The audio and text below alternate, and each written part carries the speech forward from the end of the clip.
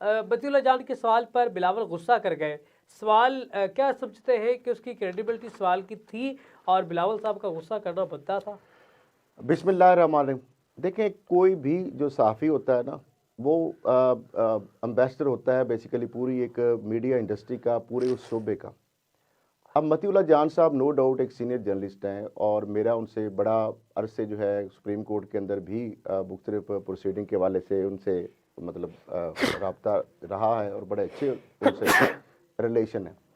लेकिन मामला ये है कि मतीउल्लाह जान साहब या कोई भी सहाफ़ी, ये मैं ओवरऑल बात कर रहा हूँ तमाम सहाफ़ियों के लिए, कि जब सहाफ़त का असूल पहला हमें जब सिखाया जाता है कि 5 जो है कि यानी कब, कैसे, क्यों, कहाँ और 5 जो डब्ल्यूज़ हैं, उस हवाले से पारों कंपोनेंट अगर पूरे होंगे तो फिर एक ख़बर बनती है। दूसरी तारीफ हमें ये बताई गई थी जब हम पढ़ रहे थे कि अगर आदमी कुत्ते को काटे तो वो खबर है, अगर कुत्ता आदमी को काटे तो वो कोई खबर नहीं है। ठीक है। फिर अगर उसको न्यूज़ को अगर दूसरी तरफ से आप एक्सपेंड करें कि न्यूज़ नॉर्थ, ई, ईस्ट, डब्ल्यू, वेस्ट और एस साउथ, यानी बहुत ब्रॉडर एस्पेक्ट इसके हवाले से भी इसका दायरा बड़ा वसी है। तो मामला ये है कि जो भी कोई चीज़ अगर यूजुअल होती है, आम होती है, रूटीन के मुताबिक होती है, जो कि नॉर्मल चीज़ होती है, वो खबर नहीं होती। हाँ। वो एक रूटीन होती है। खबर वो चीज़ होती है, उस चीज़ को खबर बनाई जाती है या बनती है जो कि अब नॉर्मल हो। सही है। जैसे आदमी कुत्ते को काट ले, ये खबर है। लेकिन हाँ। कुत्ता अगर आदमी को काटे तो वो तो नॉर्मल एक चीज़ है, उसके अंदर खबरियत वाली बात तो नहीं है।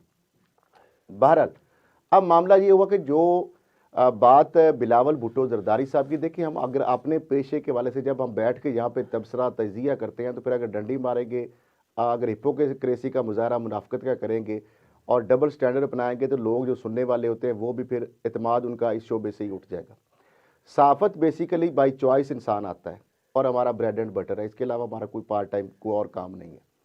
और सहाफ़त के अंदर जो है ये पैगम्बराना पेशा है, ये एक मुकद्दस पेशा है। पैगाम रसानी के हवाले से कि हमारे पास जो इन्फॉर्मेशन आती है उसको सूरत अल हिजरात जो है उसकी कसवटी पे, यानी अगर आप दुनियावी तालीम के हवाले से भी आपको बता दिया क्या क्या है कि उसमें सूरत अल हिजरात में अल्लाह ताला फरमाते हैं, कुरान के अंदर भी हमें ये ताकीद की गई है कि जब कोई फासिक आपके पास कोई ख़बर लाए तो उसकी तहकीक तस्दीक कर लिया जाए।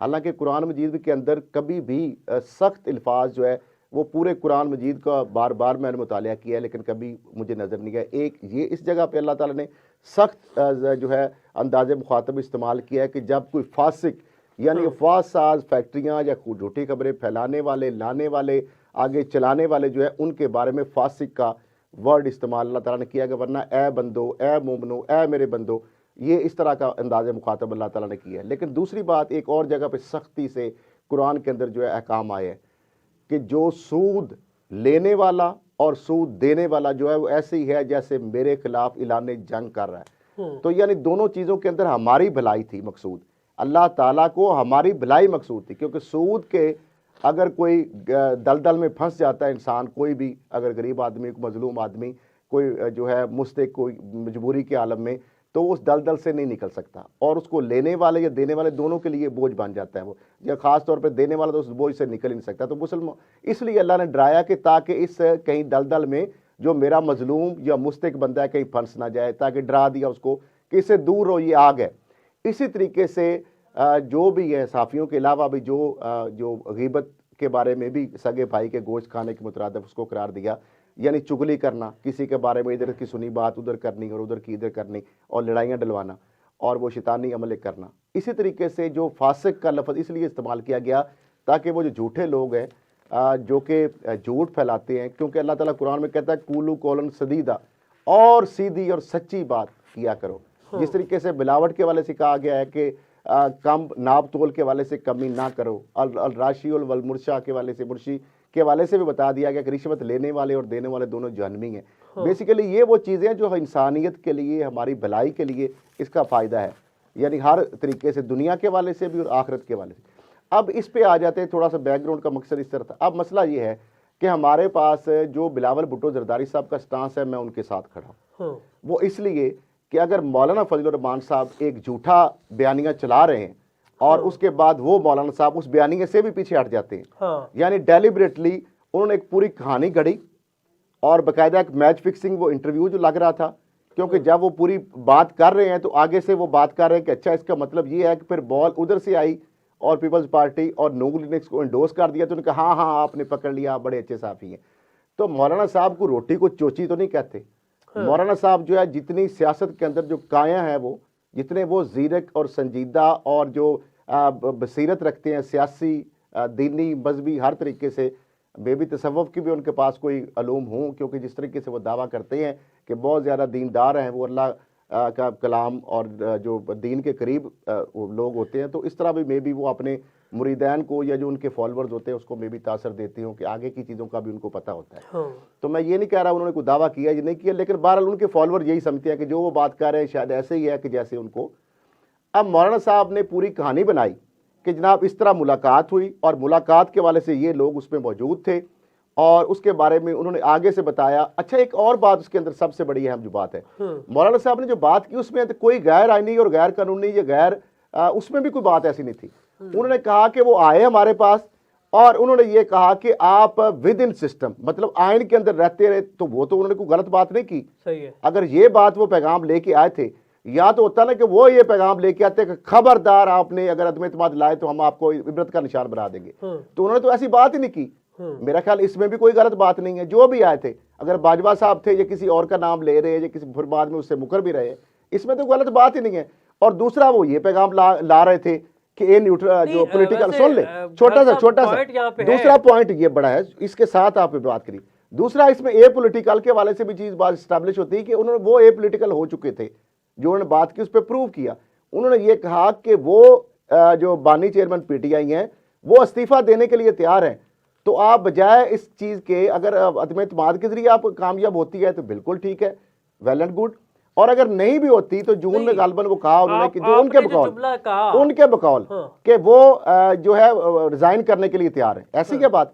अब मुझे बताएं इसमें कॉन्स्पिरेसी कहां से आ गई, इसमें एस्टेब्लिशमेंट का बयानिया कहां से आ गया, इसमें उनको सपोर्ट करना या एस्टेब्लिशमेंट उनके लिए इनको आके कोई थ्रेट कर रही थी, इसमें तो ऐसी चीज नहीं। लेकिन यहाँ पे एक और छोटा सा नुकता है। अब वो कहते हैं पहले जो DGI फैज हमीद की बजाय उन्होंने कहा कि वहां पे आपको और थे, तो ये बीच में फिर एक नुक्ता खड़ा कर दिया उन्होंने। इससे पहले जी जो आपने बात की एस्टेब्लिशमेंट के हवाले से कि उन्होंने कहा होगा तो आइन के अंदर रह के कहा, इसी तरह से आपने बात की, तो एस्टेब्लिशमेंट का रोल क्यों हो सियासत पे?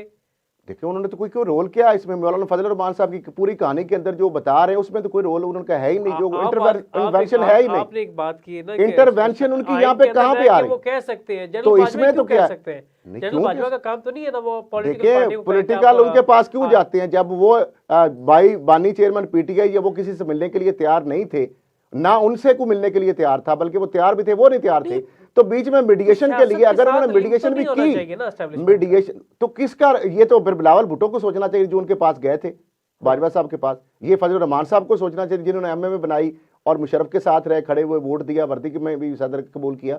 ये तो बिलावल भुट्टो और बाकी जो जितनी सियासी जमातों की कायदीन है, ये तो उनको सोचना है ना, ये मुझे सोचना तो नहीं है जो जमहूरियत के लंबादार है, चैंपियन कह सकते हैं ना। क्या गलत इसमें क्या है, इसमें गलत अमल क्या है, इसमें अमल के अंदर गलत क्या है, क्या इसके अंदर क्या नवाज शरीफ जो आप जो है उन्होंने जनरल रहील शरीफ को नहीं कहा था धरनों के वक्त, जब कादरी साहब और बानी चेयरमैन पीटी वहां पे इस्लामाबाद बैठे हुए थे, मुज़ाकरात नहीं हुए थे। हुकूमत की वो एस्टेब्लिशमेंट को खींचते नहीं। सुन ले, जो हुकूमत वक्त होती है, फौज उसके मतहत एक इदारा है और उस इदारे को हुकूमत जो असाइन करेगी उसने काम करना है। हाँ, तो जो मतहत इदारा है वो आईनी तौर पे कह सकता है कि आप आईनी तौर पे एक वजीर, हाँ, उनको अगर वजीर आज़म उनको कहेगा तो वो ड्यूटी बाउंड है।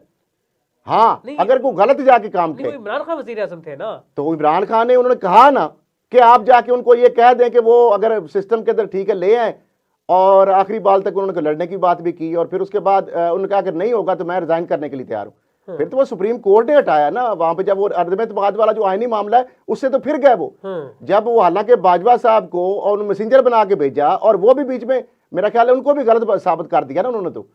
यानी अपने जो बीच में ग्रंटर या अपने मीडिएटर भेज रहे थे उनको ये कह रहे थे कि मैं देने के लिए तैयार हूं, या फिर विद इन सिस्टम अगर कामयाब होती है तो विद इन सिस्टम जब अदम एतमाद तो 8 मार्च को आ रही है, वो तो 9 अप्रैल तक उसको आगे प्रोसीड नहीं कर रहे थे। क्या वो आईनी अमल नहीं था क्या नंबर उनके पास पूरे थे? मुझे सवालों के जवाब दें ना। ये बात ये नहीं है कि एक तरफा ट्रैफिक चला के बेवकूफ बना दे पूरी कौम को। मुझे बताया कि 9 अप्रैल को अगर सुप्रीम कोर्ट इंटरवेंशन ना करती और अदम एतमाद की थी, एक आईनी बहरान पैदा हो गया था कि नहीं?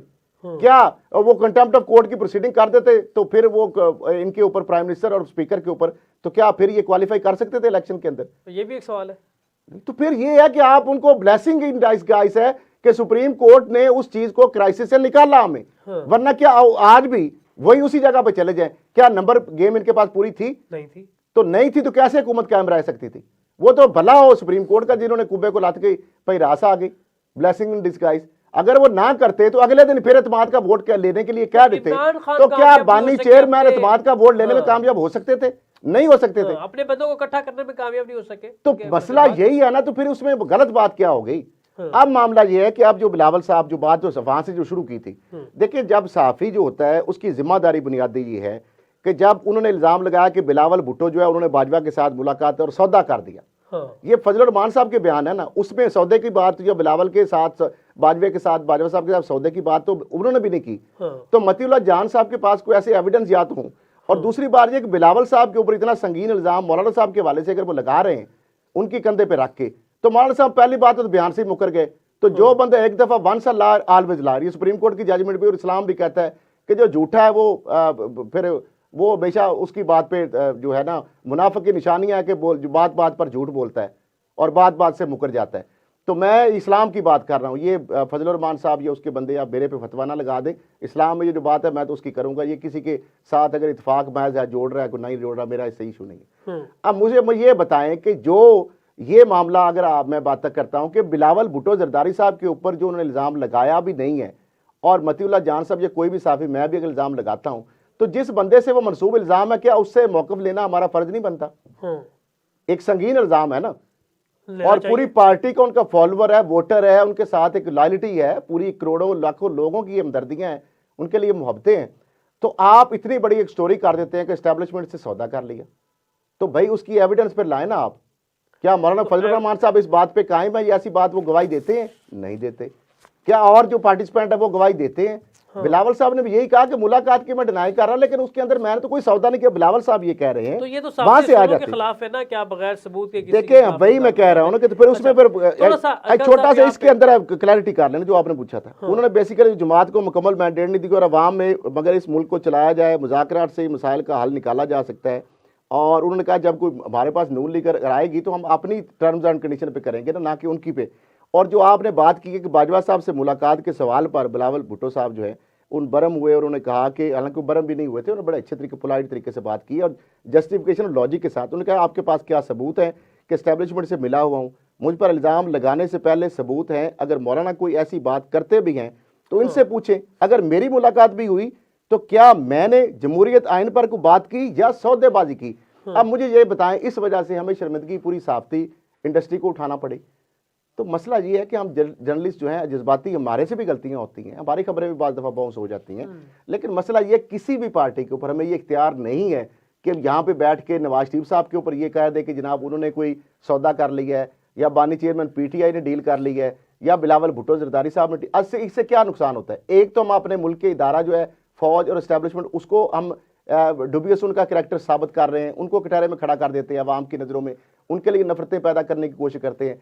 और दूसरी तरफ उस पार्टी जो है जो कि एक बड़े एक मैंडेट के साथ अवाम का एक वोट बैंक होता है, फॉलोअर्स होते हैं, वोटर सपोर्टर होते हैं, उनकी क़यादत को आप कटहरे में खड़ा कर देते हैं। सही है। तो मसला ये है कि हमें भी सोच समझ के बाद, ये बात मेरा ख्याल है बिलावल साहब ने कोई गलत नहीं की और उन्होंने कोई बैशिंग भी नहीं की। उन्होंने बड़ा एक उनकी अपना एक पॉइंट ऑफ व्यू था, जो उनको मौका मिला तो उन्होंने साथ कर दिया, क्योंकि मतीउल्लाह जान साहब तो पहले चीज़ कर चुके थे और सवाल भी उनका इस तरह करना। देखिए सवाल चीज़ और होती है, लेकिन सवाल के अंदर ये चीज़ कहना कि आपकी डील, जिस तरह आपको पता है बानी चेयरमैन PTI से एक सुप्रीम कोर्ट के अंदर सवाल जो किया गया था वो सवाल नहीं था, उसके अंदर एक बाइस था जो गालबन किया था वो तैयब बलोच साहब ने, तो उसके ऊपर सारे उसके साथियों ने भी उसकी मजम्मत की थी, उसको भी माजरत करना पड़ी, आपको पता है ना।